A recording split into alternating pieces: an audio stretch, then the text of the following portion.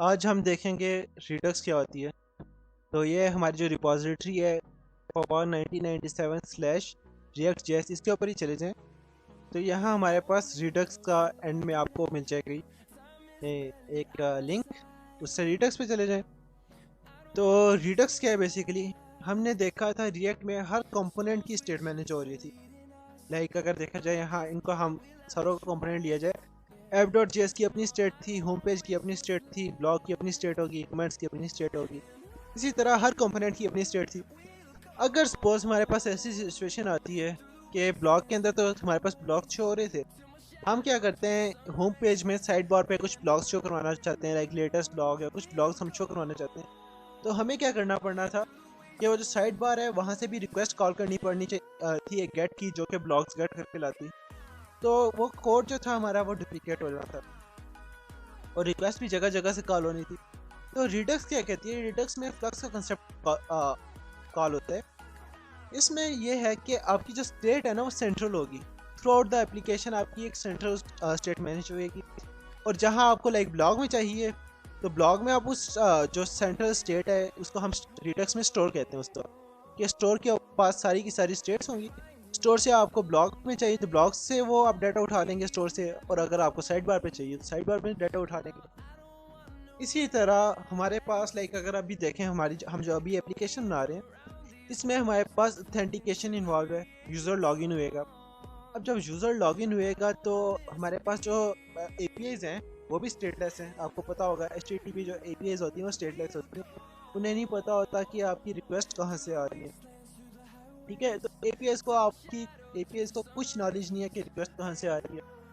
और अगर आपकी एप्लीकेशन में भी हर कंपोनेंट अलग-अलग स्टेट मैनेज कर रहा हो तो फिर ये भी हमारे लिए बहुत मुश्किल हो जाएगा कि उसको बताना कि यूज़र लॉगिन है इस स्टेट पे इस कंपोनेंट में या नहीं लॉगिन, इसको एक्सेस है इस कंपोनेंट की या नहीं लॉगिन नहीं है एक्सेस। तो ये चीज़ बताना बड़ी मुश्किल हो जाएगी। तो उसके लिए हम क्या करेंगे, रिडक्स यूज़ करेंगे और इससे क्या होगा हमारे पास सेंट्रल स्टेट मैनेज हो जाएगी और जो चीज़ चाहिए होगी हमें बस सेंट्रल स्टेट से मिल जाया करेगी। तो लाइक अगर सेशन वगैरह जैसे टोकन भी स्टोर होगा तो वो हमारे पास सेंट्रली स्टोर हो जाएगा, हर कंपोनेंट उस टोकन को यूज़ कर सकेगा और ऑथेंटिकेशन का पता चल सकेगा। अब रिडक्स में क्या होता है, आपका जो कंपोनेंट होता है वो डायरेक्टली स्टेट को चेंज नहीं कर सकता। अब ये फ्लक्स का कंसेप्ट है। फ्लक्स का कंसेप्ट क्या है कि आपका कंपोनेंट डायरेक्टली उस जो स्टेट है उसको चेंज नहीं कर सकता। स्टेट जो है वो हायर कंपोनेंट से होके आएगी। आपका जो कंपोनेंट है वो क्या करेगा, वो डिस्पैचर एक्शन को कॉल कर सकता है ज़्यादा से ज़्यादा। वहाँ डिस्पैचर एक्शन में डिफरेंट एक्शन हो सकते हैं, लाइक ऐड पोस्ट का, या फिर जैसे हमारे केस में क्या हो जाएगा ऐड वॉलेट का। और हम उसमें ऑप्शनल पेलोड दे सकते हैं। Payload means data. हम लाइक ऐड वॉलेट का फंक्शन कॉल करते हैं तो उसके अंदर हम वॉलेट का ऑब्जेक्ट सेंड कर देंगे। ठीक है, तो डिस्पैचर के फंक्शन में हमने ये चीज़ दे दिया, फंक्शन कॉल कर लिया और उसको हमने पेलोड दे दिया। तो फंक्शन जाएगा रिड्यूसर के पास। ठीक है, हर डिफरेंट कामों के लिए हमने डिफरेंट रिड्यूसर बनाए होंगे। लाइक अगर वॉलेट के काम है तो वॉलेट के कामों के लिए हम एक रिड्यूसर बना लेंगे जिसको हम वॉलेट रिड्यूसर का नाम दे देंगे। इसी तरह अगर ट्रांजैक्शंस का काम आ जाएगा तो उसके लिए हम एक अलग रिड्यूसर बना लेंगे अपनी अंडरस्टैंडिंग के लिए। तो हर काम के लिए हम डिफरेंट रिड्यूसर्स बना लेंगे। तो डिस्पैचर क्या करेगा, उस रिड्यूसर को कॉल करेगा और रिड्यूसर जो है वही स्टेट अपडेट कर सकेगा। रिड्यूसर के अलावा कोई और स्टेट अपडेट नहीं कर सकता, कोई थर्ड पार्टी या कोई आप डायरेक्टली स्टेट को अपडेट नहीं कर सकते। आपको इस फ्लो से गुजरना पड़ेगा। कंपोनेंट के थ्रू आप डिस्पैचर कॉल करेंगे और डिस्पैचर जो है वो रिड्यूसर के थ्रू स्टेट चेंज करवाएगा। लाइक गेट प्रोडक्ट्स है तो प्रोडक्ट्स लेके आएगा और स्टेट में जितने भी लेटेस्ट प्रोडक्ट्स हैं वो अपडेट हो जाएंगे। तो यूँ हम रिड्यूसर के थ्रू स्टेट अपडेट करेंगे और कंपोनेंट ने स्टेट को सब्सक्राइब किया और स्टेट में अगर चेंजेस आती हैं तो कंपोनेंट को पता चल जाएंगी। तो स्टेट अगर चेंज होती है तो कंपोनेंट को पता चल जाएगा और फिर कंपोनेंट अपडेट हो जाएगा। तो इसको यूज़ करने के लिए हमें 3 चीज़ें डाउनलोड करनी पड़ेंगी। एक तो Redux, npm install Redux. Secondly npm install react Redux. React Redux क्या है, हमारे पास रिएक्ट और रिडक्स को दोनों को जोड़ने के लिए यूज़ होएगा, क्योंकि रिडक्स एक लेदर लाइब्रेरी है, रिएक्ट एक लेदर लाइब्रेरी है। तो दोनों को आपस में लिंक बनाने के लिए हमें यूज़ करना पड़ रहा है रिएक्ट रिडक्स। और तीसरी हमें चीज़ इंस्टॉल करनी पड़ेगी रिडक्स थंग। ये हम डिस्पैचिंग के लिए यूज़ करेंगे। आहिस्ता आहिस्ता इन चीज़ों को देखते हैं कैसे करने। तो जो आपका भी प्रोजेक्ट चल रहा है उसे स्टॉप करें, कंट्रोल C से स्टॉप हो जाता है और वाई लिख के मैं यस उसे स्टॉप कर देता हूँ। तो यहाँ मैं लिखता हूँ npm इंस्टॉल रिडक्स। आप बारी बारी भी कर सकते हैं या फिर आप एक स्टेटमेंट में भी कर सकते हैं। मैं एक स्टेटमेंट में कर लेता हूँ। Secondly react Redux and third है रिडक्स थंक। तो यूँ आप एक स्टेटमेंट में ही आपने तीनों को बता दिया कि रिडक्स भी इंस्टॉल कर ले, रिएक्ट रिडक्स भी इंस्टॉल कर ले और रिडक्स थंक भी इंस्टॉल कर ले। तो ये एक स्टेटमेंट में ही तीनों इंस्टॉल हो जाएगी। ठीक है, ये जब इंस्टॉल हो जाएगी, इंस्टॉल होने के बाद आपने क्या करना है, सबसे पहले स्टोर बनाना है। मैंने बताया रिएक्ट में जो है ये, इसे हम स्टोर कर कहते हैं, जहाँ हमारी सारी की सारी स्टेट्स मैनेज हो रही होती है। तो सबसे पहले हमने स्टोर बनाना है।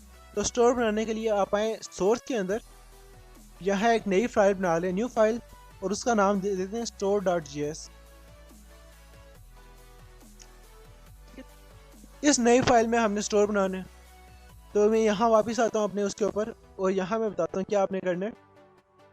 आपने रिडक्स से तीन चीज़ें इंपोर्ट करनी है। क्रिएट स्टोर, जो कि हमारे स्टोर बनाने के लिए यूज़ होएगा। सेकेंडली अप्लाई मिडलवेयर, जिसके अंदर जो हमने थंक डाउनलोड किया था, रिडक्स थंक, उसको हम मिडलवेयर में यूज़ करेंगे इसके थ्रू। और कंपोज के थ्रू हम आगे कंपोज में हम मिडलवेयर पास करते हैं। तो अगेन हमारा वो हो गया। इसको मैं स्टार्ट कर देता हूँ वापस। तो मैं स्टोर के अंदर ये कोड कॉपी कर लेता हूँ। इंस्टेड ऑफ राइटिंग इस कोड को मैं सारे को कॉपी कर लेता हूँ और फिर समझा देता हूँ।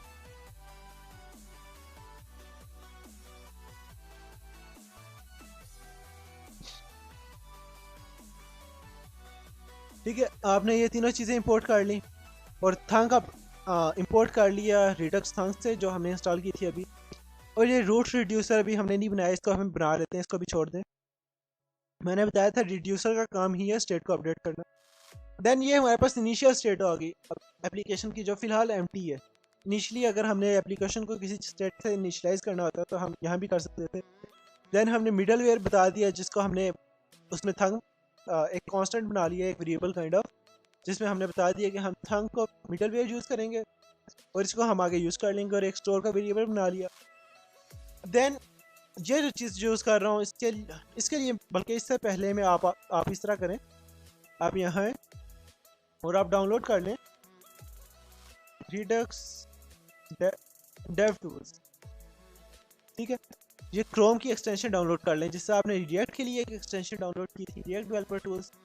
इसी तरह रिडक्स डेव टूल जो है, इसे आप लोग इंस्टॉल कर लें। ठीक है, देन मैंने क्या किया, अब मैं चेक कर रहा हूँ अगर वो हम क्रोम यूज़ कर रहे हैं। ठीक है, तो मैंने क्या किया, स्टोर जो हमारा वेरिएबल था और ये क्रिएट स्टोर मैंने पास कर दिया, जो हमने इंपोर्ट किया था रिडक्स से। उसके अंदर हमने पास कर दिया रूट रिड्यूसर, जो कि मैंने बताया, अभी मैं बाद में बताऊंगा। इनिशियल स्टेट, जो कि हमारी फ़िलहाल एम्प्टी है। और देन कंपोज का मेथड, जिसमें हमने पहले तो हमने मिडल वेयर अप्लाई कर दिया। कौन सा मिडल वेयर? जो भी हमारे पास थंक वाला यूज़ किया। सेकेंडली हमने बता दिया कि अगर एक्सटेंशन यूज़ कर रहे हैं तो वो इनेबल कर दें।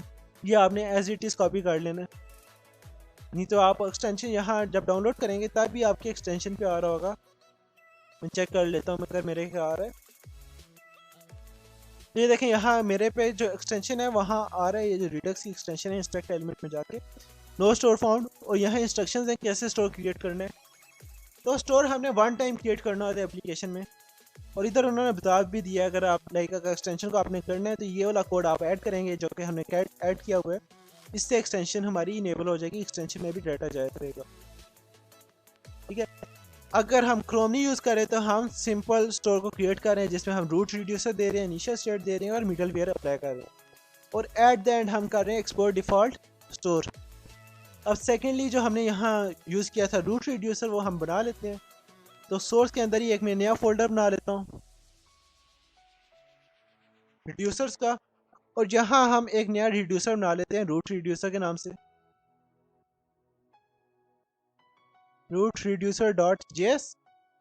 और इसके अंदर हमने जितना भी हमारे स्टोर के रिड्यूसर्स होंगे वो यहाँ हम करेंगे, यहाँ ला के उन्हें कंबाइन करेंगे। तो मैं कर लेता हूँ इंपोर्ट,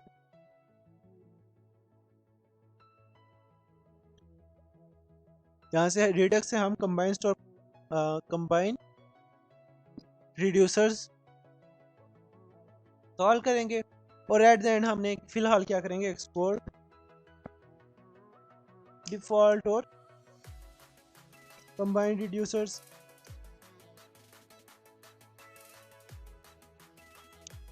फिलहाल हम एज इट इज़ इसे एक्सपोर्ट कर देंगे, बाद में हम देखेंगे इसको क्या करना है, इसको हम फर्दर इसको बाद में चेंजेस करेंगे। बाकी ये स्टोर वाला काम है, ये वन टाइम काम है, आपने एक दफ़ा स्टोर कर लेना है, क्रिएट कर लेना है, उसके बाद हमें through out the application store को छेड़ने की ज़रूरत नहीं है।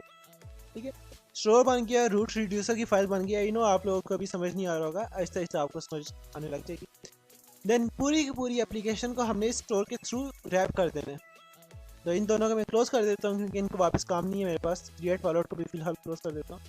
तो पूरी पूरी एप्लीकेशन हमारे पास थी app.js में। तो मैं जाता हूँ app.js के ऊपर और यहाँ इंपोर्ट कर लेता हूँ। इंपोर्ट फ्रॉम रिडक्स से हमने प्रोवाइडर इंपोर्ट करने।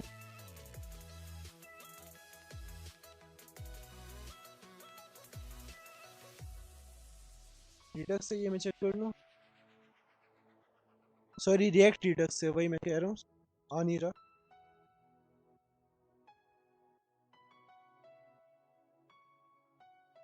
ठीक है, और जितनी भी हमारी एप्लीकेशन है, लाइक ये जो हमारी एप्लीकेशन है, इसको हमने रैप कर देना है इन कंपोनेंट्स के अराउंड। प्रोवाइडर और पूरी की पूरी एप्लीकेशन को हमने इसके गिर्द रैप कर देने। और इसमें हमने स्टोर पास करने, कौन सा स्टोर यूज़ करें, जो हमने स्टोर बनाया था उसको इंपोर्ट कर लेते हैं करंटली।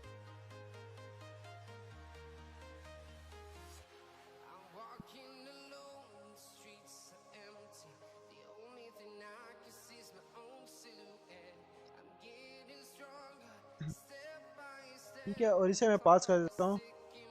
स्टोर क्या यूज़ करें हम, इस स्टोर को हम यूज़ करें। तो पूरी एप्लीकेशन को मैंने रैप कर दिया स्टोर के अगेंस्ट। और अब ज़रा मैं एप्लीकेशन में आता हूँ तो ये देखें रिडक्स में हमारे पास अब स्टोर शो हो रहा है, जिसमें भी फ़िलहाल स्टेट्स एम्प्टी हैं मगर, और एक हमारे पास एरर भी आ रहा है, store doesn't have a valid reducer. हम इसको आगे जाके देखेंगे, इसको आगे जाके सेट करेंगे, मगर यूँ हम स्टोर बनाएंगे। जस्ट मैंने क्या किया है, एक store.js की फाइल बनाई है।